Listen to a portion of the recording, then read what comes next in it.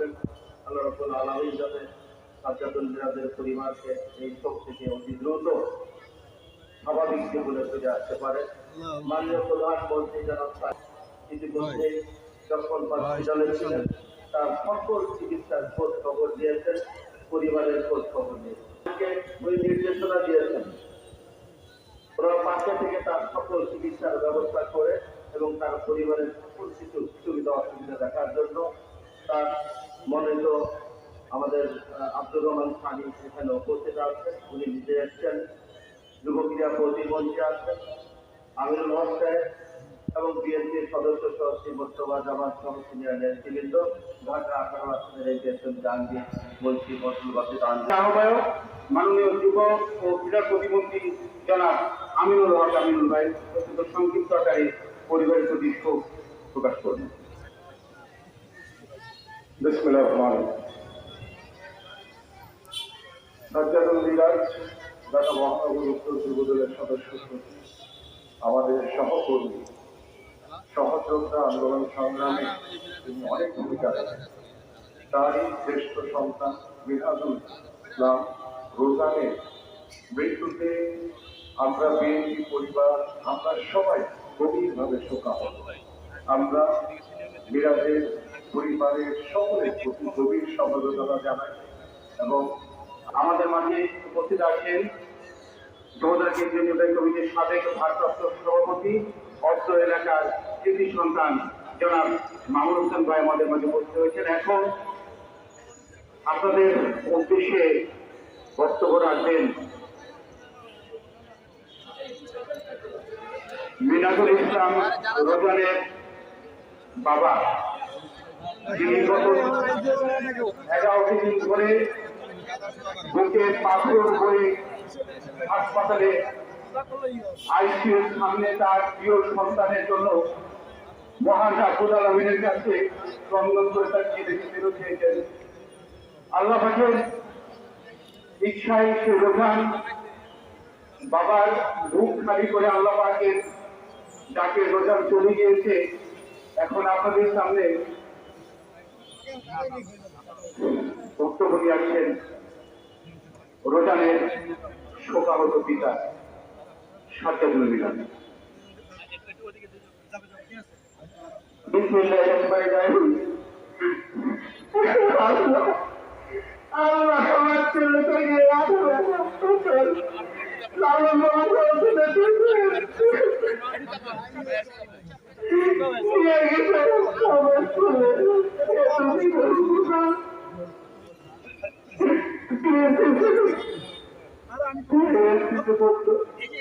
Class 6 থেকে class inter থেকে inter পর্যন্ত সে লাগাতার ক্যাপ্টেন ছিল।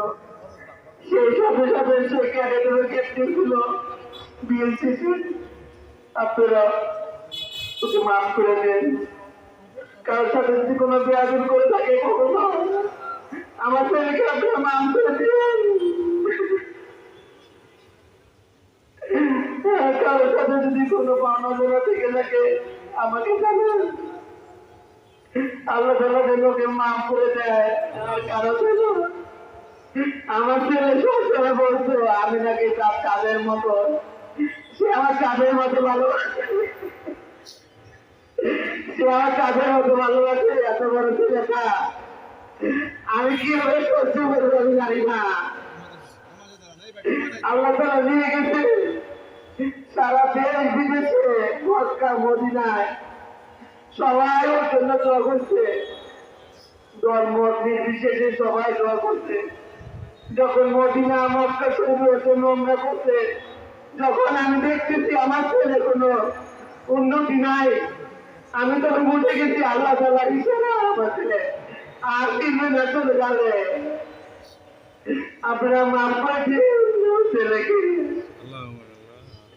করে দেওয়ার জন্য মাফ করে দিয়ে আমার ছেলেকে আল্লাহ তাআলা আমার ছেলেকে যেন মাফ করে দেয়। ইন্না লিল্লাহি ওয়া ইন্না ইলাইহি রাজিউন।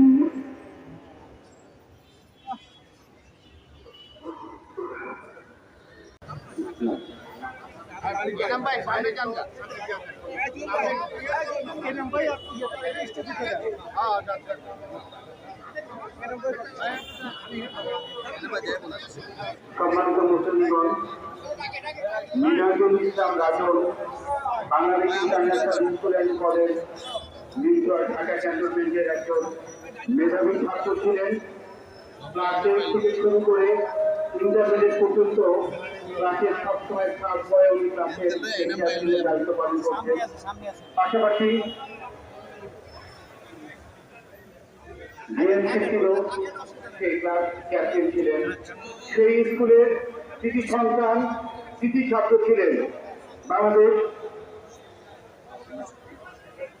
Bangladesh international school and college Dhaka cantonment সম্মানিত শিক্ষক যারা মাসুদুর রহমান, তার প্রয়াত ছাত্র মিরাজুল ইসলাম রাজের শিশুর উদ্দেশ্যে কিছু বলবেন। লাইন আরেকটা হয়ে গেছে এই জায়গায়। আসসালামু আলাইকুম। আজকে এই পরিবেশে এসে রোজা সম্পর্কে আমার কিছু বলতে হবে, সেটা ভাবতে পারিনি। আমি Bangladesh international school and college BSc বিভাগের একজন শিক্ষক হিসেবে নম্র, ভদ্র এবং মেধাবী ছাত্র এবং সর্বোপরি ভালো মানুষ, আমি আমার জীবনে যতজন ছাত্রছাত্রী পেয়েছি তার মধ্যে অন্যতম।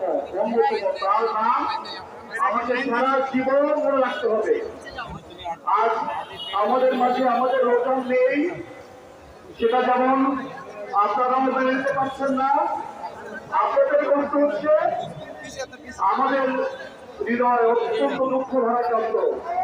গতকাল থেকে আমরা আমাদের প্রতিষ্ঠানের সবাই অত্যন্ত দুঃখ ভারাক্রান্ত হৃদয়ে রোজানকে স্মরণ করছি। আজ সকালবেলা রোজানের জন্য স্পেশাল অ্যাসেম্বলি এবং সমাবেশ হয়েছে। আজ শুধু রোজানের জন্য প্রায় 1 আগে স্কুল ছুটি হয়েছে। আমরা এখানে কোনো শিক্ষক এসেছি, অনেক ছাত্রছাত্রী এসেছে। কিছু বলতে চাই, আপনারা সবাই রোজানের জন্য দোয়া করবেন, আমাদের ওটাকে রোজানকে বন্ধু করেন এবং রোজানের পরিবারকে, আমাদের সবাইকে এই পরিবার থেকে দান করেন। আসসালামু আলাইকুম, শুধু দোয়া করবেন। ধন্যবাদ ভাই, আপনারা কি লাইনে থাকবেন? আমাদের মাঝে উপস্থিত হয়েছে বাংলাদেশ